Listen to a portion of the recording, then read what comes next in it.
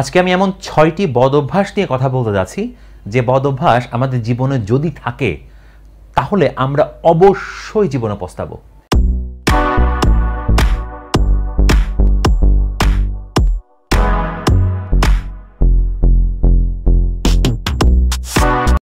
এবং এই বদ অভ্যাসগুলো আমাদের মধ্যে যদি থাকেও আমাদের দায়িত্ব যত দ্রুত সম্ভব এই বদ অভ্যাসগুলো ঝেড়ে আমাদের জীবনের যে রাস্তা এই রাস্তায় সুন্দর এবং সঠিকভাবে চলতে থাকা। আমার মা একটা কথা বলতেন যে আমাদের যার ব্যথা তারই বুঝে, মানে ছিল এরকম যে আসলে আমার জীবনে যদি কোনো দুর্ঘটনা ঘটে বা আমার নিজের জীবনে যদি আমি আনহ্যাপি থাকি তাহলে এই জিনিসটার শুধুমাত্র আমি একমাত্র ফিল করতে পারবো। আমরা আশেপাশে যারা আছে ওরা হয়তো বা মুখে বলবে যে হ্যাঁ তুমি অনেক খারাপ আছো, কিন্তু আমার সমবেদনা পেয়ে আমার সমান পরিমাণ দুঃখ আসলে আরেকজন কিন্তু অনুভব করতে পারবে না। ওই যেটা লাইন আছে বাংলাতে যে কি যাতনা বিষে বুঝিবে সে কিসে কভু আসি বিষে দংশিনী যারে, মানে যাকে আসলে কখনো সাপে কামড় দেয়নি সেই সাপের কামড়ের বিষ যে বডিতে ঢোকার পর কি হয় এটা কিন্তু নর্মাল কোনো মানুষ যাকে সাপে কামড়ায়নি সে কখনো ফিল করতে পারে না। সাপে কামড় দেওয়ার পর আমাদের বডিতে যে বিষ ঢুকে এই বিষ কিন্তু আমাদের ব্লাড আস্তে আস্তে আস্তে আস্তে জমাট বেঁধে ফেলে, এবং ব্লাড যখন জমাট বেঁধে সলিডিফাই হয়ে যায় তখন বডিতে ব্লাড সার্কুলেশন হয় না, তখন চিন্তা ক্ষমতা নষ্ট হয়ে যায় এবং আস্তে আস্তে আস্তে আস্তে আমরা মৃত্যুর কোলে ঢুলে পড়ি। আমরা নিশ্চয়ই চাই না যে আমাদের জীবনে ওরকম একটা দুর্দশা কারো আসুক। তাহলে আমরা চলি, আমরা সেই 6টি বদ অভ্যাসের নাম কি কি এবং কিভাবে আমরা বদ অভ্যাসগুলো কাটাবো সব কিছু নিয়ে মূলত আজকে আমি আমার কিছু এক্সপিরিয়েন্স শেয়ার করতে যাচ্ছি। প্রথম যে বদ অভ্যাস আমাদের মোটামুটি অনেকের জীবনে আছে সেটি হলো টকিং অ্যাবাউট আদার্স লাইফ। এটা চরম একটা বদ অভ্যাস। এটা মানে হলো যে আমি সবসময় অন্য মানুষের জীবন নিয়ে বা অন্য মানুষের লাইফ নিয়ে কালচার করতেছি। আমার নিজের জীবনের থেকে আমার অন্য মানুষের জীবনের প্রতি বেশি পরিমাণ অ্যাট্রাকশন। এটা একটা ভয়ানক পরিমাণ বদ অভ্যাস, কারণ এই বদ অভ্যাসটা যদি থাকে আসলে আমি আমার নিজের লাইফে ফোকাস দিতে পারবো না। সবসময় আমার ফোকাস একবার ডানে একবার বামে একবার ওর কাছে, ও বাসায় ফ্রিজ কিনছে, ও একটা আইফোন কিনছে, ও একটা আইপ্যাড কিনছে, বা ও একটা সুন্দর মার্সিডিজ বেঞ্জ গাড়ি কিনেছে, ও একটা বিএমডব্লিউ গাড়ি কিনেছে, একটা সুন্দর ফ্ল্যাট কিনেছে। আমার অলওয়েজ ওই দিকে ফোকাস থাকবে। সবসময় যদি আমি আমার নিজের দিকে ফোকাস দিই, আমার নিজের হ্যাপিনেসকে যদি আমি নিজে ডিফাইন করতে পারি তাহলে কিন্তু জীবনে সুন্দরভাবে চলা সম্ভব। অর্থাৎ আমার যদি এইরকম কোনো বদ অভ্যাস থাকে যে আমি অলওয়েজ অন্য মানুষের লাইফ নিয়ে গল্পগুজব করতে পছন্দ করি, অন্য মানুষের জীবন নিয়ে বেশি ইন্টারফেয়ার করতে পছন্দ করি, তাহলে আমার দায়িত্ব যত দ্রুত সম্ভব এই বদ অভ্যাসটা আমাদের জীবন থেকে বাদ দিয়ে দেওয়া। 2 নাম্বার বদ অভ্যাস হচ্ছে কমপ্লেনিং।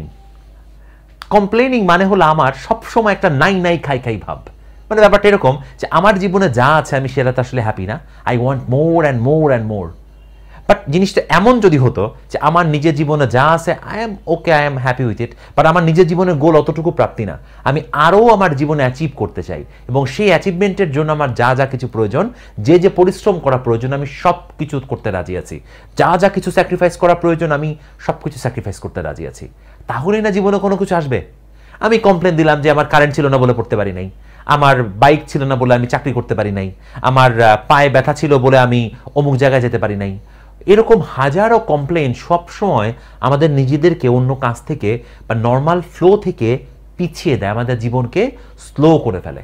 অর্থাৎ আমরা যত কম পরিমাণ কমপ্লেন দিব তত বেশি পরিমাণ আউটপুট আমরা লাইফে পাবো। এবং আমি কোনো একটা বইতে পড়েছিলাম যে আমরা সেই জিনিসটাকেই কমপ্লেন দেই বা সেই জিনিসটা নিয়েই বারবার কমপ্লেন করতে থাকি যা আমরা জানি এই জিনিসটা ঠিক করা সম্ভব।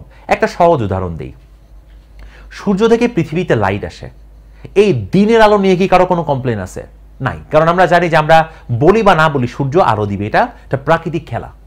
কিন্তু আমরা এই যে একটা জ্যামের মধ্যে বসে গালিগালাজ করতেছি, কি জ্যাম নিয়ে কমপ্লেন, আমরা কিন্তু চাইলে জ্যাম ঠিক করতে পারি, আরও কিছু সুন্দর পলিসি করে কিন্তু এই বাংলাদেশের জ্যাম ঠিক করা সম্ভব। আমরা বসে বসে কমপ্লেন দিচ্ছি যে এই সরকারি অফিসে দুর্নীতিতে ভরা অমুক তমুক। তাহলে আমি যদি এটা কাজ করতে যাই, আমি যদি টাকা না দিই এবং আমার মতন যদি আরো হাজার লোক এই মানসিকতায় বিশ্বাস করে যে আমি তোকে 1 পয়সা দিব না, তুমি গভর্নমেন্ট থেকে স্যালারি নেওয়ার কাজ করার জন্য, এবং you are bound to do my job, প্রত্যেকে যদি এই মানসিকতায় ডেভেলপ হয়, আমি যদি কমপ্লেন করা বাদ দিয়ে আমি যদি অ্যাকশনে যাই, তাহলে বাংলাদেশে দুর্নীতি আসলে থাকবে না। অর্থাৎ আমরা সেইগুলো নিয়েই কমপ্লেন করতে থাকি অনবরতভাবে, যা আমরা জানি যে এটা ঠিক করা যায়। ঠিক যদি না করা যায় আমি কাকে নিয়ে কমপ্লেন দিব বা আমি কি নিয়ে কমপ্লেন দিব? তার মানে কমপ্লেন করা বন্ধ করে আমাদের অ্যাকশনে যেতে হবে, যাতে হচ্ছে সেই জিনিসটাকে আমি ঠিক করতে পারি। কমপ্লেন করে জীবন আসলে শুধু বদ অভ্যাসই অর্জিত হবে নিজের মধ্যে। এবং এই অভ্যাসটা এমন, একবার ধরে গেলে আমি সব কিছুতেই কমপ্লেন দিতে থাকবো, সব কিছুতেই। মায়ের হাতে রান্না সমস্যা, বউয়ের হাতে রান্না এই সমস্যা, ছেলেই করতেছে, মেয়েই করতেছে, বাবা অমুক করছে, এরকম কমপ্লেনের কোনো সীমা থাকবে না। So stop complaining, do the action, that's my suggestion. এবার 3 নাম্বার পয়েন্ট, এটা আসলে খুব অদ্ভুত একটা জিনিস, এটা হচ্ছে লেট রাইজিং, দেরি করে ঘুম থেকে ওঠা। এটা একটা চরম পরিমাণ বদভ্যাস, এবং এই বদভ্যাসটা আসলে যদি কারোর মধ্যে ডেভেলপ করে ফেলে একবার, তাহলে সেই স্কুল, কলেজ, ব্যবসা, বাণিজ্য আসলে কোনো জায়গায় তার পক্ষে ভালো করা সম্ভব না। আসলে ঘুম থেকে ওঠার আইডিয়াল সময় আমরা যদি গ্রামের দিকে তাকাই, গ্রামে মানুষ 5:30, 6টার মধ্যে কিন্তু ঘুম থেকে জেগে যায়। কিন্তু যারা সিটি ডোয়েলার, শহরে যারা বাস করে, এদের জন্য 7টা, 8টাও বেঁধে যায় মাঝে মাঝে। আবার অনেকেও আছে, যেমন আমার ক্ষেত্রে মাঝে মাঝে এমন হয়ে যায় যে বেলা দেখা যাচ্ছে 10টার সময় ঘুম ভাঙছে, কারণ দেখা যাচ্ছে রাতভর আমি জেগে কাজ করেছিলাম, হয়তো বা 10টার সময় ঘুম থেকে উঠছি আমি। সো আসলে এটা ঠিক করা উচিত যে আমি কয় ঘন্টা ঘুমাবো, সেটা লেট রাইজিং হোক বা আর্লি রাইজিং হোক না কেন। যদি আমার আগামীকাল সকালে কোনো জায়গায় 9টার সময় কাজ থাকে, আমার অবশ্যই 6টা, 6:30, 7টার মধ্যে ঘুম থেকে উঠে যেতে হবে। কিন্তু আমার যদি এমন হয় যে আমার রাত্রে জেগে কাজটা করা বেশি জরুরি, তাহলে অবশ্যই আমি চেষ্টা করব যে একটা 6 থেকে 7 ঘন্টার মধ্যে ঘুমিয়ে আমি যেন পট করে উঠে যেতে পারি। এবং উঠে সূর্যকে আগে সালাম করতে হবে, সূর্যের আগে যেন মরতে পারি, এইরকম একটা টেন্ডেন্সি যদি কারো মনের মধ্যে থাকে, তাহলে সে কিন্তু একটা হেলদি লাইফও পাবে। অর্থাৎ লেট রাইজ করা বা দেরি করে ঘুম থেকে ওঠা কিন্তু চরম একটা বদভ্যাস জীবনের। 4 নাম্বার বদভ্যাসটা এমন বদভ্যাস যা মানুষের জীবন আসলে একদম হারাম করে ফেলে। এই বদভ্যাসটা হচ্ছে স্টার্ট ওয়ার্ক উইদাউট ফিনিশিং। মানে হলো যে সে কোনো একটা কাজ শুরু করতে পারে, কিন্তু সেই কাজটা শেষ করতে পারে না। বহু প্রজেক্ট নিছে জীবনে, নানান ধরনের কাজ শুরু করেছে, কিন্তু এই কাজটা যে আমি শেষ করব, এই কাজটা থেকে যে আমি কোনো একটা কিছু অ্যাচিভ করব, সেই জিনিসটা আসলে তার মধ্যে নাই। সে দেখা যাচ্ছে এইটাতে একটু ফোকাসড, ওইটাতে একটু ফোকাসড, ওইটাতে একটু ফোকাস, এরকম সব দিকে তার ফোকাস ভাগ করতে করতে করতে করতে তার লাইফ আসলে কোনো কিছুই নাই। মানে এটাকে ওই যে আমরা বলি যে জ্যাক অফ অল ট্রেডস হয়ে গেছে। তার মানে আমাদের জীবনে আসলে ফোকাসটা ঠিক করতে হবে। আমি অবশ্যই যে কোনো কাজ শুরু করার আগে 1000 বার চিন্তা করবো যে আমি কাজটা শুরু করে এর শেষ পরিণতি আমি কিভাবে আনতে পারবো বা কেমন হবে। হুমজিক্যাল আমি একটা কাজ শুরু করে দিলাম, যে কোনো একটা ব্যবসা শুরু করে দিলাম। আমার এক বন্ধু শুরু করেছে, ও বন্ধু শুরু করে দেখা যাচ্ছে অনেক ভালো করেছে, আমিও শুরু করে দিলাম। কারণ আমি একজনকে চিনতাম আমার বহুত বছর আগে, প্রায় 8-10 বছর আগে। সে হঠাৎ করে সে মানুষের কাছ থেকে টাকা পয়সা ধার করে একটা DSLR ক্যামেরা কিনলো। আমার কাছ থেকে টাকা ধার চাইছিল, আমি তাকে দিছিলাম কিছু টাকা। ওই সময় আমার খুব ক্লোজ একজন। তো তার উদ্দেশ্য ছিল, সে নাকি কাকে দেখছে, এই যে বিভিন্ন ওয়াজ মাহফিল হয়, এই ওয়াজ মাহফিল সম্ভবত ভিডিও রেকর্ড করে ইউটিউব, ফেসবুকে দেয়, এবং সেগুলো দেখে মানুষজন উপকৃত হয় অনেকে, আবার অনেক ক্ষেত্রে অনেক নেগেটিভ জিনিসও ছড়ায়, নানান ধরনের ফরম্যাট তো আছেই। তো তার উদ্দেশ্য ছিল যে সেটা DSLR ক্যামেরা কিনে এই ওয়াজ মাহফিল ভিডিও করে সে সোশ্যাল মিডিয়া পোস্ট করে সেখান থেকে টাকা উপার্জন করবে। আমি তাকে ভালো মন্দ কিছুই বলি নেই, ঠিক আছে ফাইন, তুমি যদি করতে পারো করো। বাট এইটা তাকে কেউ না কেউ শেখাইছিল আগে, সে কারো না কারো কাছ থেকে দেখে বুঝে তারপর সেই কাজে নামছে। নেমে দেখা গেল যে মোটামুটি 6-7 মাস পর যে মানুষের কাছে যে দেনা ছিল তার তো কোনো টাকা ইনকাম হয় নাই, উল্টে ওই ক্যামেরা বিক্রি করে অর্ধেক টাকায় তারপর তার বিভিন্ন দেনা শোধ করে সে এখনো মনে হয় সে দেনা শোধ করতে পারে নাই। কারণ ওই আমলে সে প্রায় 2014-15 সালে সে প্রায় 2 লাখ টাকা বাজেট নিয়ে একটা ক্যামেরা কিনেছিল, বেশ ভালো হাইফাই ক্যামেরা। তাহলে আমি আরেকজন এই কাজটা করে হয়তো বা সফলতা পাইছে, বাট ইট ডাজন্ট মিন যে আমি ওই কাজটা করে সফলতা পাবো। সো হুমজিক্যালভাবে আমি এমন কোনো কাজ শুরু করব না যে কাজটা আমি শেষ করতে পারবো না, যে কাজটা থেকে আমার কোনো অ্যাচিভমেন্ট হবে না। আরেকজনকে দেখে কোনো কাজ শুরু করার দরকার নেই। আমাকে দেখতে হবে যে আমি কোনটাতে ভালো, আমি যেটাতে ভালো আমাকে সেই কাজটা করতে হবে। আর আরেকটা বিষয় কি, যে কোনো একটা ভালো বই পড়তে গেলে দেখা যায় যে আমরা সবসময় সেই সমস্ত কাজ করেই সফলতা পাই যে কাজগুলো আমাদের আসলে করতে ভালো লাগে না। কথাটা এইটা বলছি যে আমার যেটা করতে ভালো লাগে আমি যদি শুধু ওইটাই করতে থাকি, তাহলে সফলতা আসার সম্ভাবনা 1 থেকে 2%। কিন্তু আমার যে কাজগুলো ভালো লাগে না, যেমন আমি ধরলাম যে আমার 8-9 ঘন্টা বই পড়তে ভালো লাগে না, কারোই ভালো লাগে না, বাট যার ভালো লাগে না ও ভালো না লাগা সত্ত্বেও যদি সে করে, তাহলে কিন্তু অবশ্যই সে পড়াশোনার দিক থেকে সফল হবে, তাই না? একটা নতুন করে ব্যবসা বা নতুন করে একটা জব শুরু হয়েছে, তো এই জবের ডিউটি টাইম দেখা যাচ্ছে দীর্ঘ সময়, তাহলে সেখানে যদি তার এই ডিউটি করতে যে 1-2 দিন করার পর যদি ভালো না লাগে, তাহলে তো হবে না। তার মানে সবসময় আমরা সেই সমস্ত কাজ করে সফলতা পাই যে কাজগুলো করতে আমাদের ভালো লাগে না, বিকজ আমাদের লাইফটা আমরা ওটা আরামায়েশে কাটাতে পছন্দ করি। কিন্তু আরামায়েশ থেকে বাইরে এসে যদি আমরা চিন্তা করি, তখনও কিন্তু সফলতা পাওয়া যাবে। এই কয়েকদিন আগে, সপ্তাহখানেক আগে আমি একবার একটা প্লাস্টিকের ঝুড়ি কিনতে গেছি একটা দোকানে। তো প্লাস্টিকের ঝুড়িটা আমার নিজে কাজের জিনিসপত্র রাখার জন্য, তো আমি বসছি, লোকটা ঝুড়িটা নিয়ে আসছে। এবার ওইখানে ওই প্লাস্টিক কোম্পানির মালিক এসে মার্কেটিং করতেছে। মার্কেটিংটা অদ্ভুতভাবে আমি অবাক হয়েছি শুনে, যে সে তাকে বলছে তুমি চা নিয়ে এসো। মানে দোকানের মালিক ওই কোম্পানির মার্কেটিংয়ের যে লোক তাকে বলছো তুমি চা নিয়ে এসো, ও যে সুন্দর করে আমাদের সবার জন্য চাটা নিয়ে আসছে।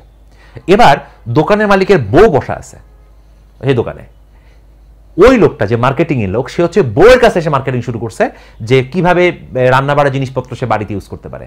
কথাটা বুঝতে হবে যে ওই লোকটা কোম্পানির ডিলার, ওই ডিলারের কাছে কোম্পানির মার্কেটিং এর প্রতিনিধি এসে মার্কেটিং করতেছে যে তুমি ওই জিনিসপত্রগুলোকে বাসায় ব্যবহার করো। সে চাটা নিয়ে আসতে তার কোনো রকম কোনো আপত্তি নাই। আমি দেখে খুব পছন্দ হলো এই কারণে সে লোকটা খুব পরিশ্রমী একজন লোক। আর যে লোকটা পরিশ্রমী সে যে সেক্টরে থাকুক কোম্পানির লোকজন তাকে অবশ্যই অবশ্যই প্রায়োরিটাইজ করবে এবং সে ভালো অবস্থানে যাবে। তার মানে স্টার্ট ওয়ার্ক উইদাউট ফিনিশিং, এই বদঅভ্যাস যদি থাকে আমার লাইফে এটাকে বাদ দিতে হবে।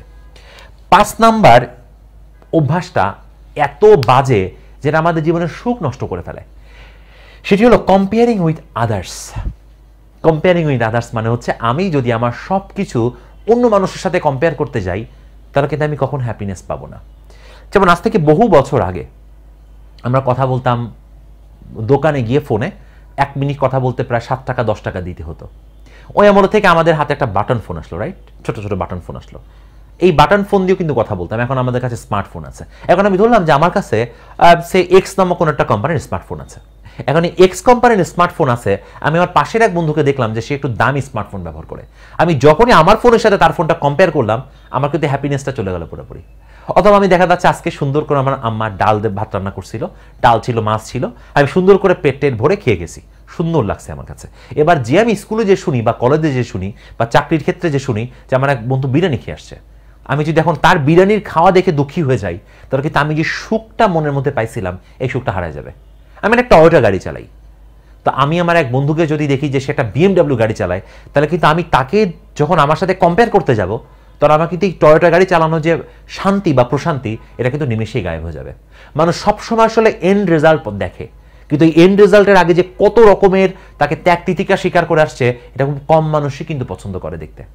অর্থাৎ এই যে আমি আজকে সুন্দর করে কথা বলতেছি অথবা আমার লাইফ এক্সপিরিয়েন্স শেয়ার করতেছি, কিন্তু এই ঘটনাগুলো আমার লাইফে বারবার হয়েছে এবং এগুলো হলে কি কি হয় এই বদঅভ্যাসগুলো থেকে আমি শিক্ষা নিয়ে কিন্তু মানুষের সাথে এক্সপিরিয়েন্সটা শেয়ার করতেছি।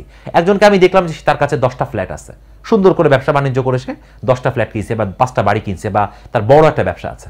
আমরা তো দেখতেছি যে অমুক কোম্পানির মালিকে, বাট ওই অমুক কোম্পানির মালিকটা হতে তার এই বড় ব্যবসাটা বানাতে বা এই যে সাম্রাজ্য তৈরি করতে তার যে কত হাজার হাজার ঘন্টা পরিশ্রম করে এই পর্যন্ত আসতে হইতে একমাত্র সে এবং তার উপরওয়ালা জানে। অর্থাৎ আমরা সবসময় চেষ্টা করব যে আমাদের জীবনে কম্পেয়ারটা যেন আমরা কারোর সাথে না করি। কম্পেয়ার হয় বিজনেসে যে অমুক কোম্পানি কতটুকু সেল করলো আর আমার কোম্পানি কতটুকু সেল করলো, ইট ক্যান বি অপশন, কিন্তু it can be an option. But আমার লাইফে সুখ শান্তি সব কিছু বরবাদ হয়ে যাবে যদি আমি অলওয়েজ আরেকজনকে দেখে তার স্থান আমাকে বসে কম্পেয়ার করতে থাকি। এটা খুব একটা বদঅভ্যাস, এই বদঅভ্যাসটা চরিত্র থেকে বাদ দিতে হবে। 6 নম্বর বদঅভ্যাসটা এটা মোটামুটি প্রায় বাংলাদেশের 90% লোকের মধ্যে ডেভেলপ করা, সেটা হলো ডোন্ট অ্যাকসেপ্ট মিস্টেক্স। নিজের দোষকে আমরা স্বীকার করতে ভুলে গেছি। এটা এত বড় বদঅভ্যাস যে এইটার কারণে সব জায়গাতে দাঙ্গা ফ্যাসাদ হানাহানি মারামারি সব জায়গাতে হয়। 2টা গাড়ি ধাক্কা লাগছে, এবার 2 জনই এসে একে অন্যের উপর দোষটা পাচ্ছে বসে বসে। আমরা যদি নিজের ভুলটাকে স্বীকার করি তাহলে কিন্তু অনেক ক্ষেত্রে আমাদের উপকার হয় বেশি। যেমন আমাদের এক অফিসে একজন লোক কাজ করতেন, মানে সে হচ্ছে ভুলে যেত, তার মধ্যে একটা ভুলার দোষ ছিল, সে স্বীকার করেছিল যে স্যার আমার এই সমস্যা আছে, আমি স্যার ভুলে যাই। তো আমরা তারপরে তার কথাটা বিবেচনা করেছিলাম যে যেহেতু সে স্বীকার করে নিচ্ছে যে তার পক্ষে এটা সম্ভব না, সে অনেক কিছু দেখা যাচ্ছে ভুল করে ফেলতেছে। আবার একটা ছেলে আসছিল, মানে আমরা এক ফ্রেন্ডের কাছে, ও প্রথম এসে বলে নাই যে তার একটা চোখে সমস্যা আছে, তো তাকে বেশ বকাঝকা করাচ্ছে এবং আমরা তো জানি মনে হয় যে এক চোখে সমস্যা থাকলে কিন্তু আর এক চোখে সমস্যা তৈরি হয়ে যায় অটোমেটিক্যালি। তো সহজ কথা সে ভালো করে দেখতে পারতো না, কিন্তু এই জিনিসটা সে বলে নাই। সে বারবার বছর থেকে ঝাড়ি শুনতে কোনো এক সময় তাকে কাছ থেকে বের করে দিল। পরে জানা গেল যে তার আসলে একটা চোখে সমস্যা ছিল।